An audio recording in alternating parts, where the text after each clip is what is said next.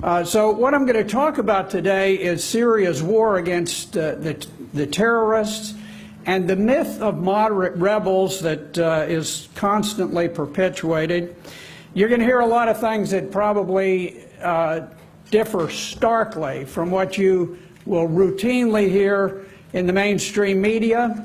All I can tell you is I started studying this with great intensity when I became curious about why we were attacking Libya, which was our #1 ally in North Africa in the war against terror. And so one thing led to another, and I'll touch on that later. First of all, I want you to have a little bit of my background. I am not coming at this as a left-wing, anti-war type guy. I was a Marine during Vietnam. I fought in some of the most fierce combat that we've had since the Second World War, 269 combat missions. I fought then on the ground with the 1st Marine Regiment. 10 minutes after that little news clip was taken, almost everybody on that assault craft was killed or wounded. Both of my radio men died right beside me. I went back to law school. I didn't have a college degree when I became a Marine pilot, and went back to school, went on to law school, and ended up eventually part of the general staff in the Pentagon, advised the Senate Armed Services Committee, wrote executive orders for the president, testified before Congress, stuff of that sort. So I come at this with a tremendous interest in foreign policy that goes back to when I was a kid, and also very much as a patriot. I've shed a whole lot of blood for this country, would do it again to defend our borders. And I wish they would call on us to do that, but I don't see it happening.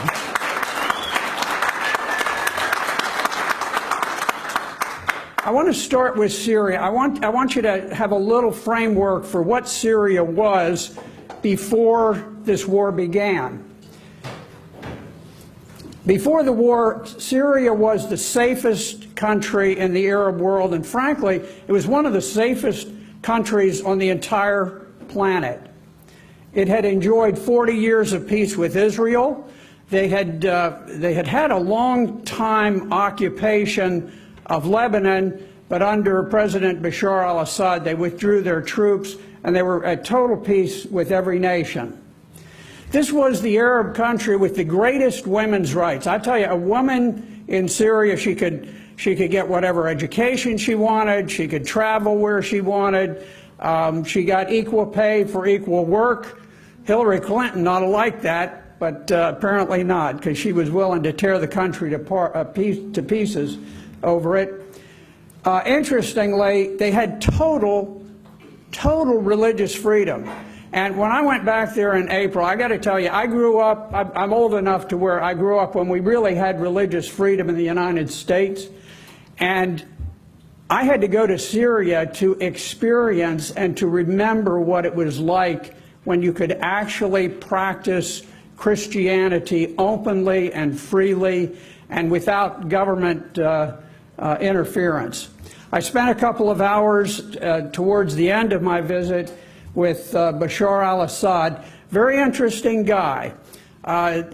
He's not a guy who waves around rifles and blusters and bullies. He is very much an intellectual. He's a medical doctor. Didn't want to be a politician, but his brother was killed, and he was essentially forced to enter into politics. His former political experience was that he had set up the computer club of Syria. That was it. So he was very much a novice in that way. He is soft-spoken almost to the point where he comes across as just being a tad shy.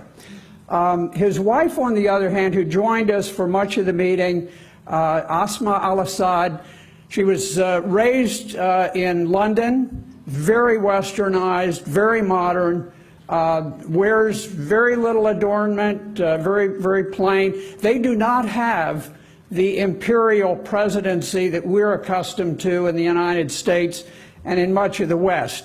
when they first came to Syria, instead of living in the presidential palace, they rented an apartment and they lived out in town. I actually spoke with one of their neighbors, and he said, yeah, you know, they just live with the rest of us. And Brad Pitt and Angela Jolie were sent over there by the United Nations. Who can figure the United Nations, I got to say. But anyway, they were representatives. And so the Assads took them out. Now, who drove? President Assad drove his SUV, took him around, and his wife Asma, she is extraordinarily bright, and she has this enormous charisma, and she also has a little bit of a sense of humor, and a little sharp sense of humor. And she looks back and she sees Brad Pitt, and he's kind of all tense, and she says, "Is something the matter?" And he says, "Where's the security?" And she chuckles and she looks. She says, "You see that old lady over there?" She says, "That's half of our security. And you see the old man with the walker? That's the other half." And this is the way that it was. I mean, before the war began, that was the type of security. They didn't have armed guards around them. They just moved among the people. The people loved them because they did not have the imperial presidency, and you can see it today. They've gone through 5.5 years of war, and there has not been a single assassination attempt. There is not, to this day, a single rebel who has emerged as a popular figure with the Syrian people, and he retains the entire unified support of the armed forces and very, very strong support among the people. I know that not just from the government, but I actually now have an independent sort of a network of people that have communicated with us, and so we have a great deal of information. Before I go on, I want to get one thing out of the way. All of you have been told 1,000 times by the media that Bashar al-Assad, he crossed the red line. He gassed his people. Well, I want you to just take a look at this timeline and question the veracity of this. This is all taking place in a 3-month period in 2013. If you look to the left, on May the 30th, something happens in Turkey that's very important. Turkish authorities, now this is back when Turkey was not an utter and absolute dictatorship, which it has become in more recent times. But back in 2013, had a reasonably decent government, and the prosecutors investigated 13 al-Qaeda operatives living in southern Turkey across the border from Syria. They did extensive wiretap intercepts, and they determined that there was a massive plan underway to take sarin gas, which is the gas that was used in the Red Line event, and to move it into Syria in order to set off sarin gas. They actually they conducted raids, and they captured 2.2 kilograms of sarin poison gas in Turkey. Several weeks go by, and the Defense Intelligence Agency, DIA, which is a very straight-up agency. I mean, they're not political. CIA tends to be kind of a blend of, you know, intelligence, politics. DIA is just a straight-up, give me the facts, ma'am, type of thing. It works for the Joint Chiefs of Staff. They issued a report saying that al-Nusra, which is al-Qaeda in Syria, has a major sarin gas production unit. Short period of time goes by. August the 13th. Now this is very, very important. The rebels call together a meeting in Turkey. Now, by this time, the United States is 2 years into the war, trying to overthrow and topple the government of President Assad. The rebels call together the United States, Britain, France, the Gulf cooperation states, Saudi Arabia, Turkey, Qatar, and they announced something very interesting. They announced that there will be a war-changing development and that the United States would bomb Syria. What do you think about that? What if I stood up here today and I told you, you know what, in 2 weeks, I think we're going to bomb Korea?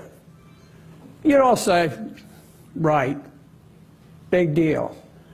But interestingly, they didn't say that, which makes you realize, you know, I'm a former prosecutor, and I think in terms of evidence and so forth, and it makes you think there are a lot of people at this meeting who understood exactly what they were talking about, because they began immediately a crash effort to flood 1,000 tons of advanced American-controlled arms into Syria for the final march on Damascus. Now, there was a stalemate in the war. Who would reasonably predict a final march on Damascus when there's a stalemate? And how did they know that the U.S. was going to bomb Syria 8 days prior to the time that the Ghouta gas attack occurred? How did the rebels know the U.S. would bomb? I think the evidence that has come out, and I really believe that I could get before a court of law and prove beyond reasonable doubt that it was Turkey and al-Qaeda. First of all, we had the 2.2 kilograms of sarin gas. And by the way, the government of Turkey dismissed all of the charges against these 13 al-Qaeda people. It was, I mean, they had ironclad proof, and the al-Qaeda people moved across the border into Syria and disappeared. Okay, this is just 3 months before the Red Line gas attack. The best information that I see coming out on this is the writings of Seymour Hersh, who won the Pulitzer Prize for breaking the story about the My Lai massacre during Vietnam. He broke the story about the Abu Ghraib sexual misconduct. A very highly regarded guy. His stuff is published in the London Review of Books. He did a lengthy article, and I've got references that I can give you. He wrote something called The Red Line and the Rat Line, and his conclusion, which is very well documented, is that Turkey and al-Qaeda executed the sarin gas attack as a pretext to draw the United States into war. The final thing, though, beyond this, you know, things that are somewhat circumstantial in nature, or at least hearsay, is that December of last year, 2 phenomenally heroic members of the Turkish parliament went public, and they held a very detailed press conference, and they described all of the evidence establishing the fact that Turkey had sent the sarin gas and the rockets to Syria in order to provoke a U.S. attack. After the press conference, they were promptly charged with treason for revealing state secrets, and given the present state of affairs in Turkey, it's highly likely that they will be executed for what they've done. Enormous heroism. You would think this would have been front page news. This is a big deal when you've got members of parliament presenting the evidence, but you probably read virtually nothing of it in the media.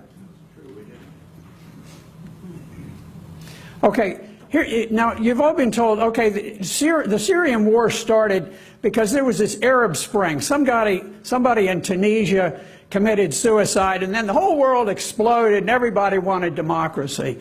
Right.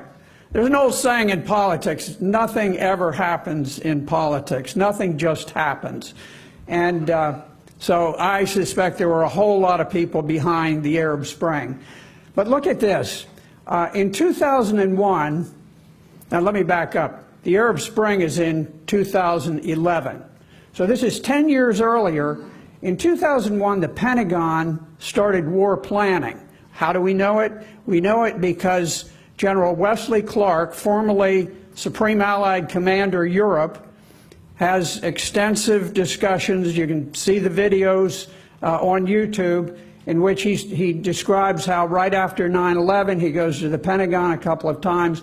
In the course of that, one of his the generals who's worked for him says, we have orders that have come down from the Secretary of Defense that we are to draft plans to overthrow 7 Arab countries in the next 5 years.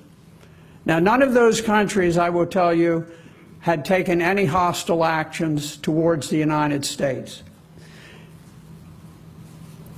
In 2006, thanks to Wikipedia, I had my doubt, or not, to WikiLeaks.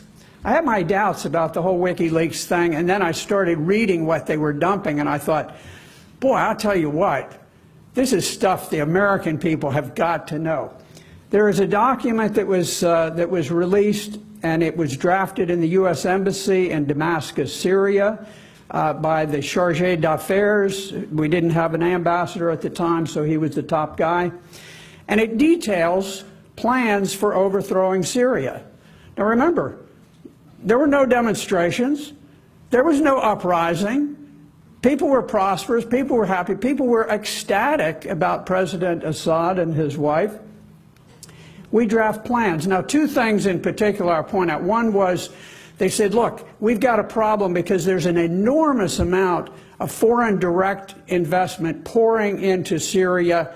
We've got to stop it. We've got to smear the reputation. Now, these are my words. It's not their words, but they say it in more, with a little more finesse. But the idea is smear the reputation and try to cut off this influx of funds. The other thing that they said, which is very sinister, is they said, look, there are opportunities we have where we can create religious divisions, and this can be used as a tool to create religious hatreds among people in Syria. This is coming out of the United States Embassy, which is supposed to be our friends representing the United States to Syria. Okay, by 2011, something had happened. Secretary Clinton had become the Secretary of State, and the decision had been made to pull the trigger on all of these plans. They had a problem because Syria was one of the most stable nations in the whole Arab world, and so clearly it was going to take enormous military force to overthrow them. And you couldn't go to Congress and say, hey, look, here's this country, greatest women's rights, greatest religious freedom, safest place. We're going to destroy it and just blow it all to hell, and we're going to put into place Al-Qaeda, which brought down the Twin Towers. Can we please have some money? A little hard to do that. That's a tough sell. So what did they do? Well, there was a great opportunity. Libya had an enormous arsenal of modern weapons. So what they do is they began agitating and creating the Libyan uprising, and then we declare a no-fly zone. Now, when you hear no-fly zone, I want you to picture bombs pouring from the sky. That's what a no-fly zone is. It is a free-fire zone to bomb countries into oblivion, which is exactly what we did to Libya. We attacked Libya for several reasons. There were oil interests, there were currency interests, but the principal driver was the capture of the weapons so that we could use them the next month in the war that we were promoting and instigating in Syria, along with the Muslim Brotherhood, along with, it was like spy versus spy, the old cartoons, where you got the guys with the pointy nose. There were so many spies running around trying to overthrow Syria that it wasn't funny. Now, one of the things that is so troubling is that Syria is perhaps unique in the entire world in that it has this culture of religious harmony. It's not a culture of religious tolerance, but it is one of sort of a love and brotherhood that's just just difficult to describe without experiencing it. Here is one of the great statues of Jesus Christ that was erected in 2013 in the midst of the war. It had been planned long before the war started. It rises 105 feet, and it can be seen from Israel, Lebanon, and Syria. You imagine putting one of these up in the United States? You'd be tied up by the EPA for probably 30 years in litigation, but not in Syria. You want to put up a statue, you put up a statue. This is the Grand Mufti of Syria. He's the head of all of the Sunni Muslims, and a delightful individual and a very strong supporter of President Assad.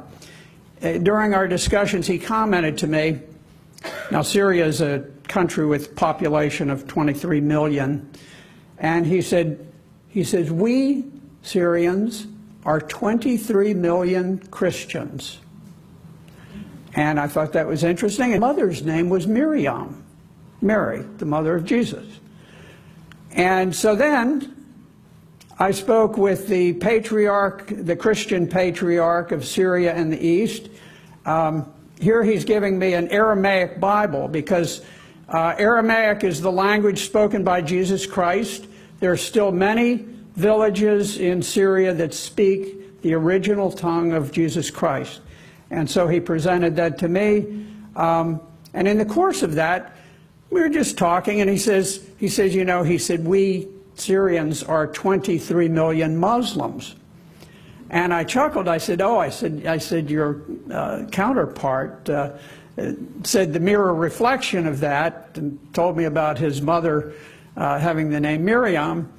And the patriarch stroked his beard. He said, well, he said, there are some who say that I have a Muslim beard. And it kind of gives you some flavor of there's a love, there's a genuine affection among people of different faiths, and how they ever arrived at it is sort of a story in itself, but to this day, despite what we've done, it does exist. I went to a major presentation at a public theater in Home City, and they were singing in Arabic I didn't understand, and all of a sudden I looked, and here's an image on the theater screen of Jesus Christ, crown of thorns, bloodied from being scourged, and he is hauling the cross on the way to Calvary. And I leaned over to the governor's wife, and I said, is this a religious or a Christian theater? She said, no, this is a public theater. I said, well, I was a little bit surprised. This is 70% Muslim in this area.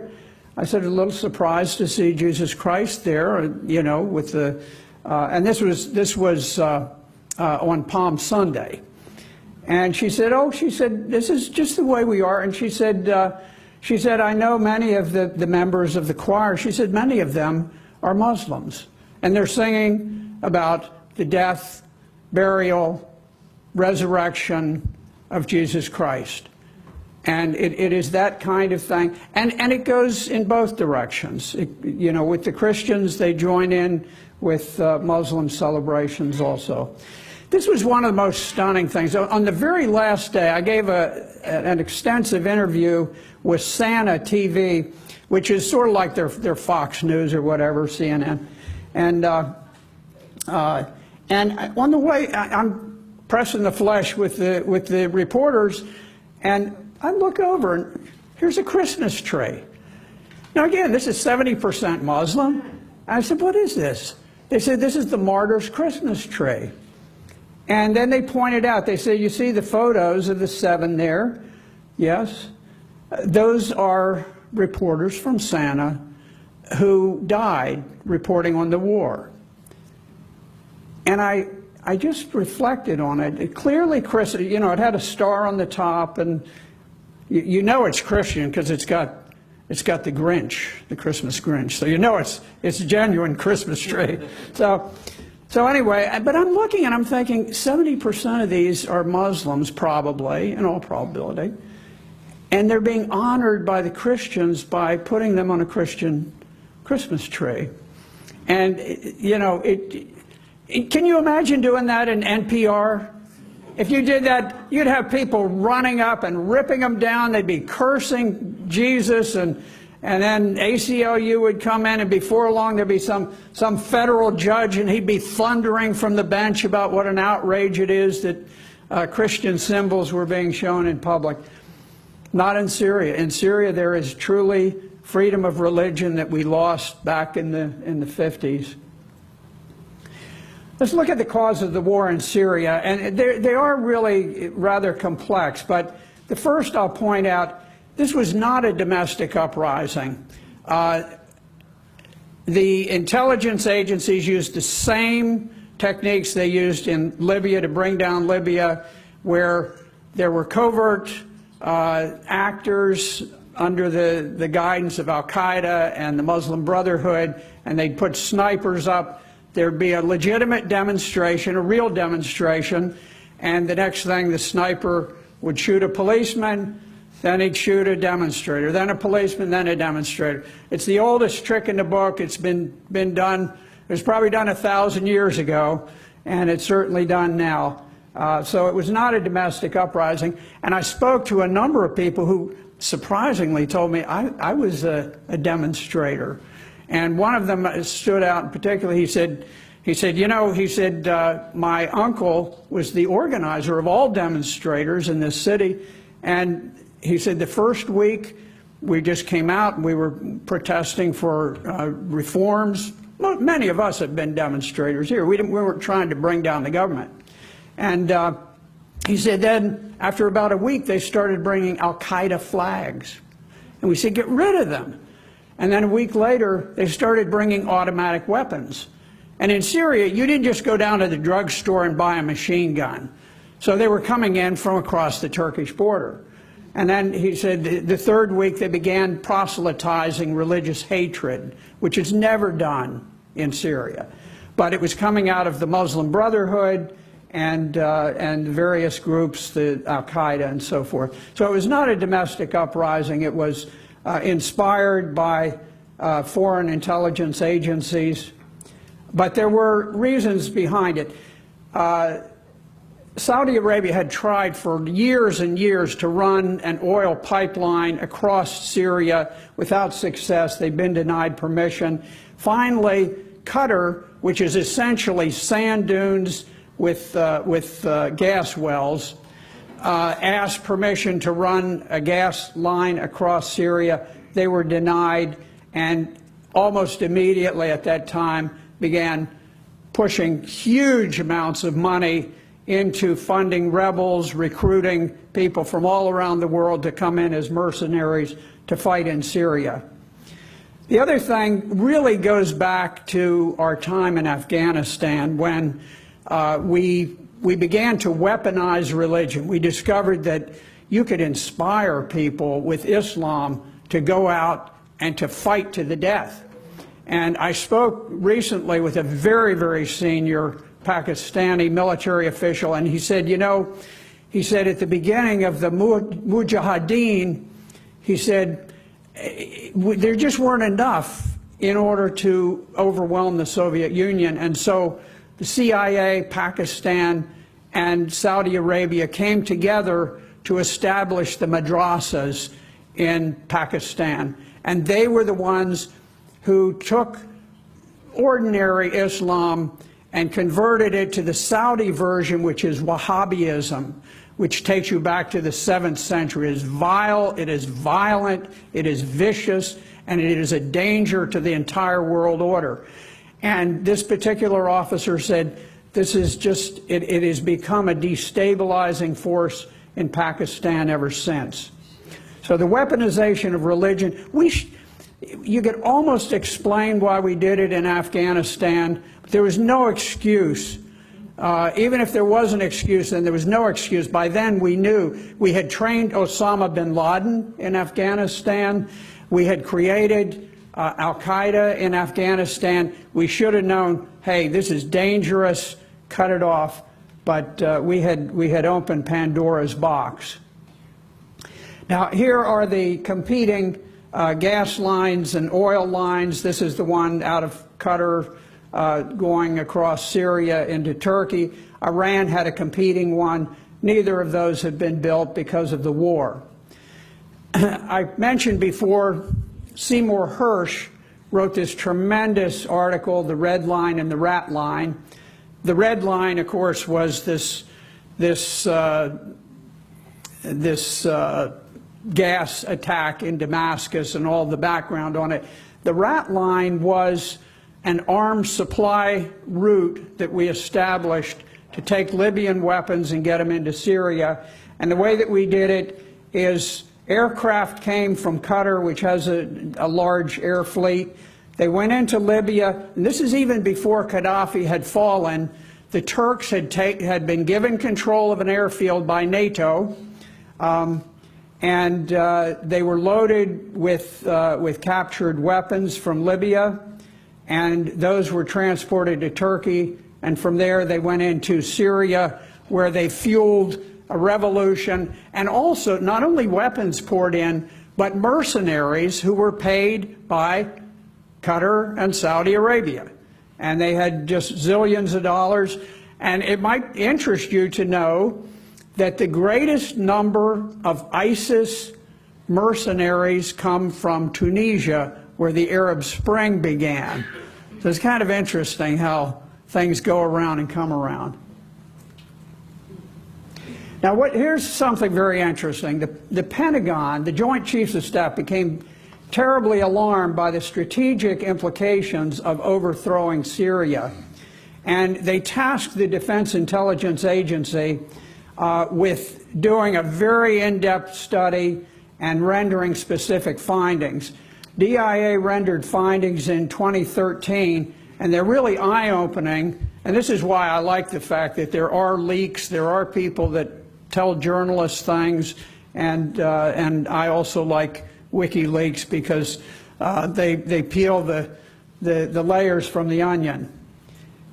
Okay, DIA said, first of all, President Assad must remain in power in Syria or it will collapse into chaos, just as Libya has done. As you know, Libya effectively has no government.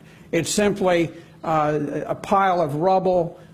We took a country that was, happy, prosperous, and turned it into absolute nothing. DIA said that if Assad falls, he will be replaced by extremists, which we would term terrorists.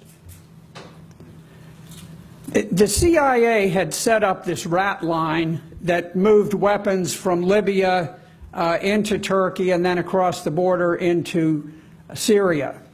The DIA analyzed that and said what started off as this idea, this concept, we're going to supply moderate rebels, had morphed into giving full support to all rebels without discrimination, including specifically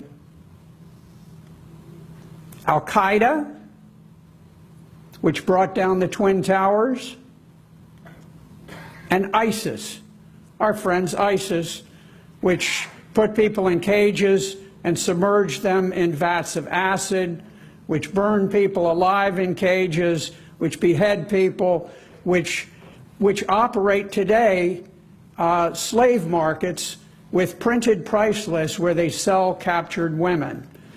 And we were supplying weapons to these rebels. The DIA concluded that there are no moderate rebels. This is a fantasy.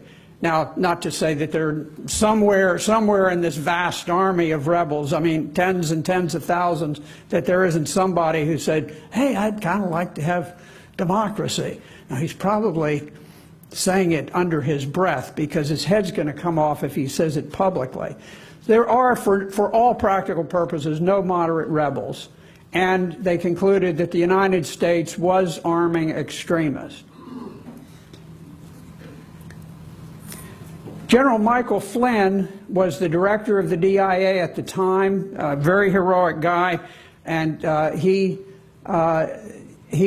repeatedly warned of the dire consequences of toppling Assad, repeatedly pushed information to the White House saying, look, this is a suicidal approach that we're taking. Here's a quote from him. The administration's policy was contradictory.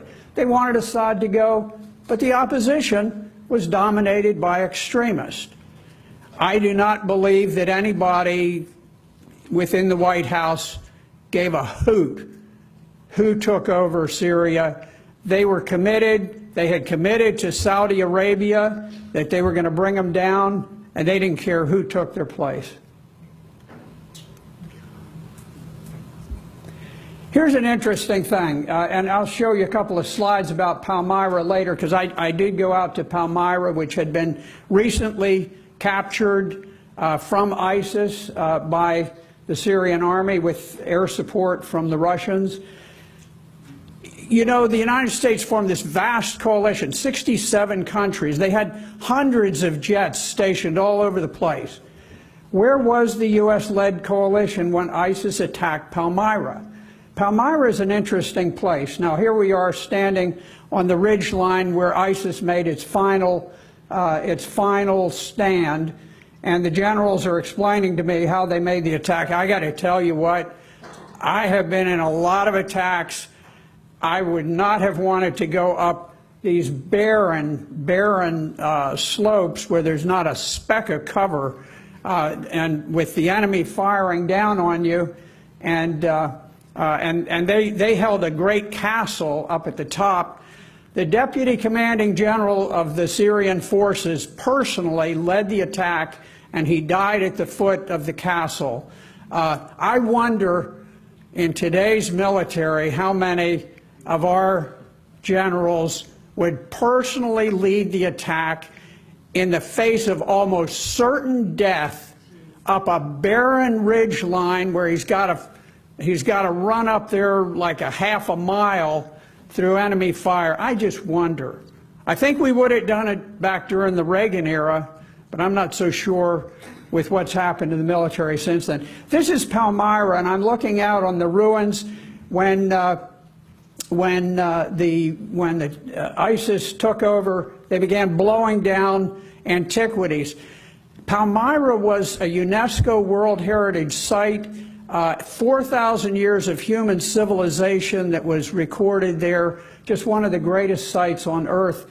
And we allowed the rebels to get in there. Here I'm doing a press conference outside the museum, approximately where the city archaeologist was beheaded for refusing to disclose the whereabouts of many of the antiquities. And I tell you, I was just infuriated because I had seen the terrain out there. It's clear, it's open, and ISIS had to move hundreds and hundreds of tanks and artillery pieces and trucks. And I have confirmed through numerous sources the coalition did not drop a single bomb to interdict ISIS.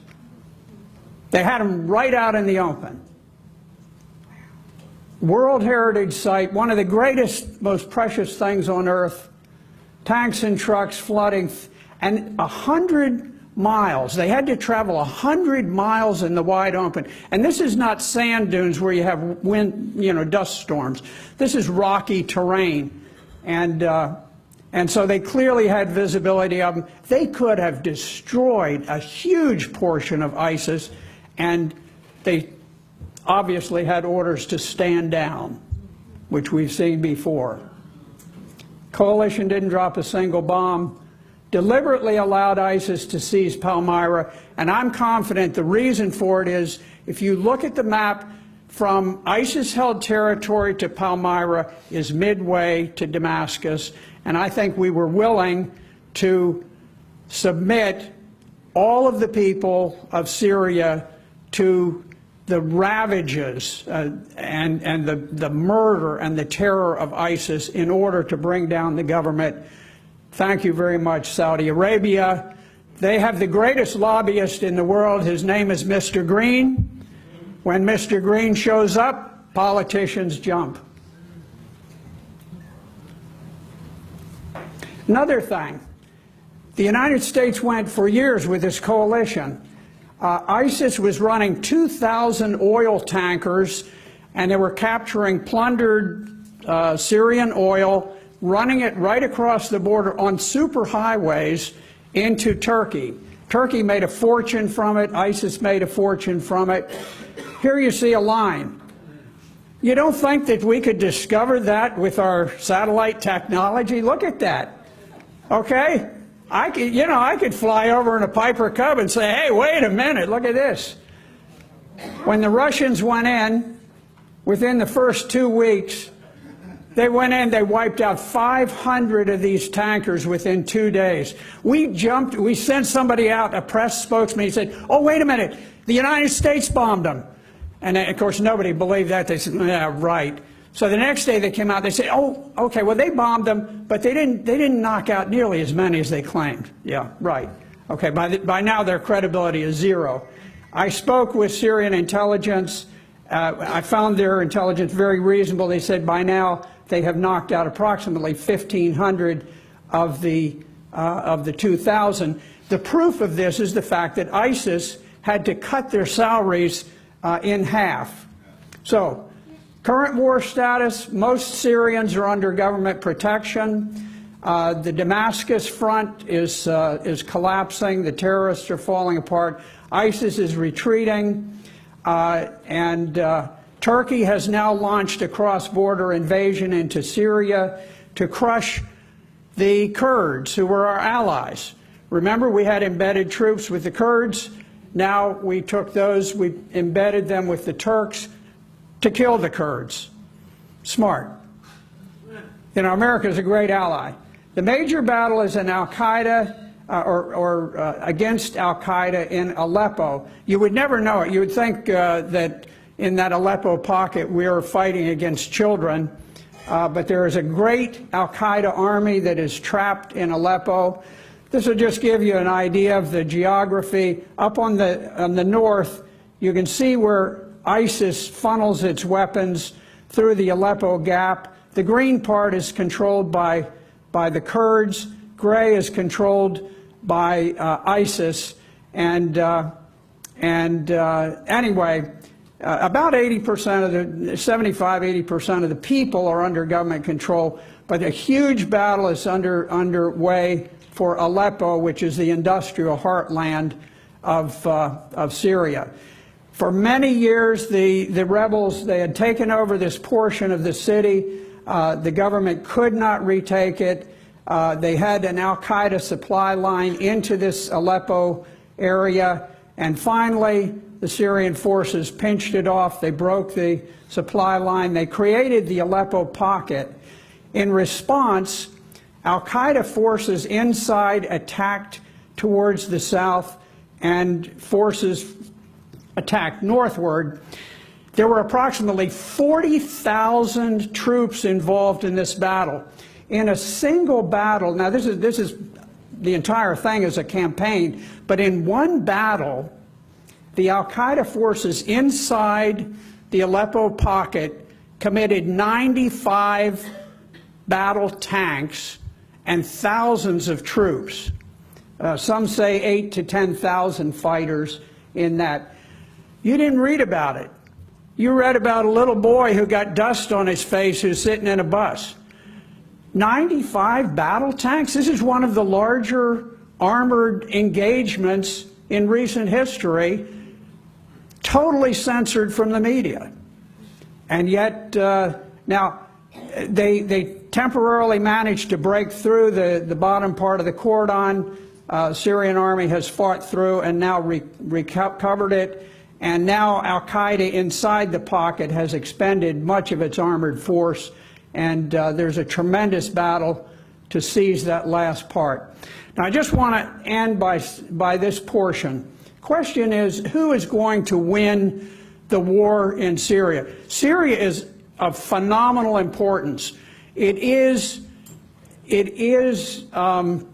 the center of gravity in the war on terror. And for those of you with a military background, you know the center of gravity is that thing which determines whether you will win or lose a war. The victory in Syria will determine who wins the war on terror. Now, first, we know it's not going to be moderate rebels. Defense Intelligence Agency told us they don't exist. so they're not going to do it. There are two forces, President Assad with total army and with near total backing of the Syrian people. From everything I can discern, either he will win it or Al-Qaeda will win it. Now, when I say Al-Qaeda, you'll see a massive number of designations of this group and that group. The core group is called Al-Nusra, which has sworn allegiance to Al-Qaeda. They have subsidiary groups also. But they are, for all practical purposes, all Al-Qaeda. Now, do we want Al-Qaeda to win? We have experience with Al-Qaeda. We know who Al-Qaeda is. Okay, these are the people that currently we are arming them, we are training them, we are giving them reinforcements, and we're giving them total diplomatic cover. I mean, and the media, my gosh, the media is so in the bag for these guys. Now, we know what is in store for the roughly 2 million Christians in Syria if Al-Qaeda takes over. There's also 2 million Alawites who are, they call them sometimes the friends of the Christians. They're very, very westernized, wonderful people. But not only those, but for the Shiites, for the Druze, for the moderate Sunnis who don't want to go back to the 7th century. We know from experience and very recent experience what it means when Al-Qaeda takes over. Now, I want to show you just several groups of rebels that we do not consider terrorist. This is Jaish al-Islam. Now, not inside the basket. Those are Alawite women. They put hijabs on them because they don't typically wear hijabs. But they parade them around in iron cages with no sanitary facilities, with nothing. The United States explicitly refused to designate them a terrorist organization. They are sworn to execute all Christians and all Alawites. Here's another group. When we went into the recent peace talks, Russia and Syria insisted that Ahrar al-Sham be designated a terrorist organization. Secretary Kerry said, no, they are not terrorists. They are freedom fighters. This is the massacre at Al-Zara. I happen to have not just government information, but information from this informal network that I have. And anyway, Ahrar al-Sham admitted that these were their people, but they said these are fighters. And if you look at the women, most fighters don't go into war wearing house dresses or being barefoot or not carrying weapons. These are people that we support. Now, these 5 guys, they are with a group called Al-Zinki. The United States pays the salary. Each of you pay the salaries for these 5 guys.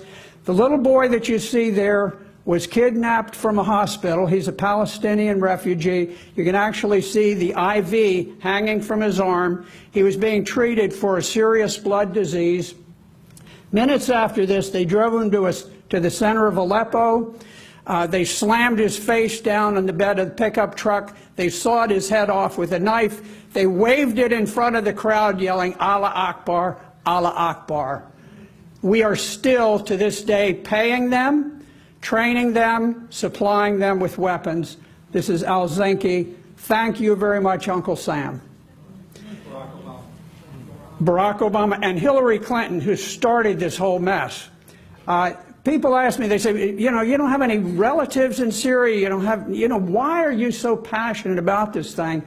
Well, here's a group of Christians who were at the cathedral in Damascus. We got together, beautiful, beautiful, joyous, innocent, decent kids.